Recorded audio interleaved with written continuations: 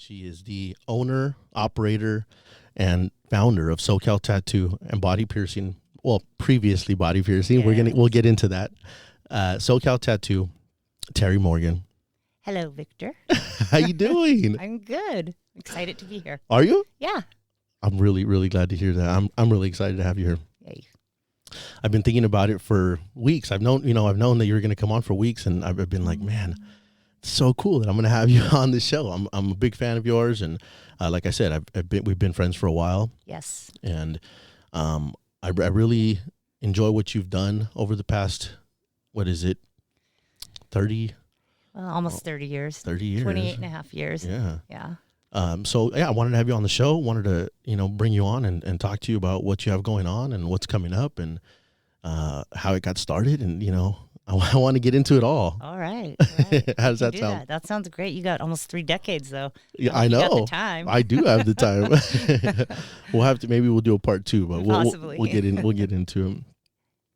So SoCal Tattoo, can you tell me kind of how it came about? Yeah, it's actually a really cool story.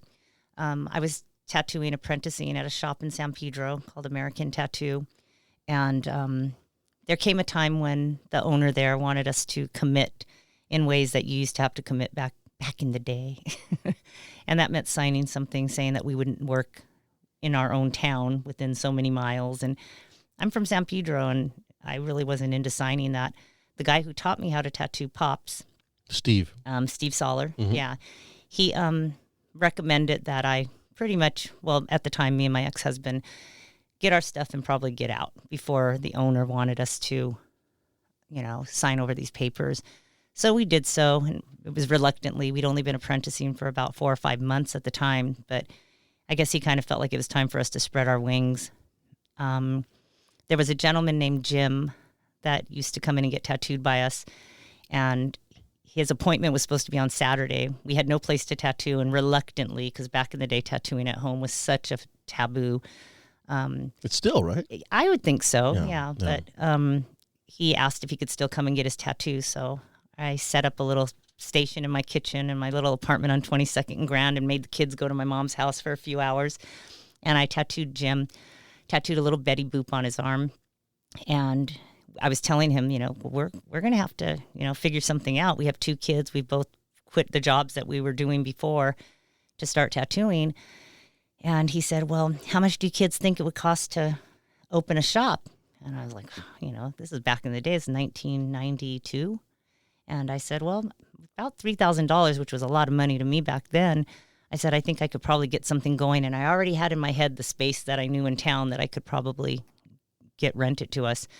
So he used our restroom. I did his tattoo. He came back downstairs and he handed me a check for $1,500. And he said, you go find a space and prove to me that you're going to do this, and I'll have $1,500 more for you in the next day or 2.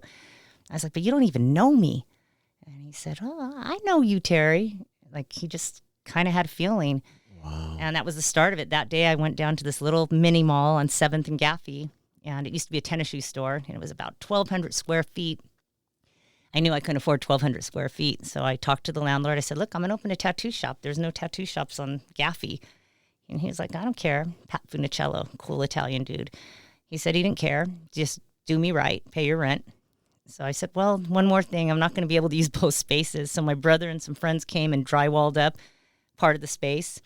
And we opened up SoCal Tattoo on a shoestring budget. Plywood little door. My friend came and laid some commercial flooring. We had some Rubbermaid seats in the front of the place. How many other tattoo shops were there back then in San Pedro? Do you know? Well, when I was a teenager, there was only 1 or 2 during that I can remember. One by the Strand Theater, which is no longer there, and then one other one. I can't remember what street it was on. But at the time that we opened SoCal, we had American Tattoo, and there was one other tattoo shop way on Gaffey on 18th Street, and that one closed down shortly after we opened. And we were pretty much the 2 tattoo shops for a heartbeat. Then they started opening up. Yeah. What year was that you seen the big switch to people really starting opening up tattoo shops and stuff like that? I'm trying to think of the first. I think the first opening after us was when a few guys that kind of had come through our doors worked for me for a heartbeat. They opened up a shop. That was the first one. I can't really recall the years. We were working so hard. We were so busy. Yeah. We were working 16-hour days easy. Right. You know, tattooing, I was piercing. And I think I think it was like early 2000s. I mean, it Yeah, I seems would like think like so. a really big. I feel like we had a real good 10 solid years of just being the shop, you know, and the only shop. Yeah. Yeah. Then it started separating up a little bit. You know, those were weird years, Yeah. growing spurts for me Right. in a lot of manners. How so? Learning to just accept that people are going to move forward or move on. It was hard coming from an old school mentality. The guy who taught me how to tattoo had tattooed for 17 years, and he taught me how it was supposed to be. You didn't ask to be a tattooer. You got invited to be a tattooer. And he invited me. He wanted me to learn how to tattoo. And, So you had a really traditional apprenticeship? oh, absolutely. I think I was taken care of a little bit more than some of the guys that apprenticed under him. He had a soft spot for me. Right. Before I started tattooing or even thinking about it, I used to go down to the shop. He lived in the shop with his little dog. And I'd go down there on the holidays and bring him plates of food. I'd sit and talk with him and hang out with him. And we became friends. That's when he decided he wanted me to learn how to tattoo. I was a makeup artist. I owned a beauty salon for 5 years prior to owning SoCal Tattoo. Oh, I didn't know that. Yeah, in the Riviera Village in Oh, cool. Redondo Beach. Yeah. Cool. So that was a little gig that I did. I was in the beauty industry for 10 years before tattooing. Oh, it's a whole lifetime of doing that. Yeah, so I've owned a business since I was 23 years old.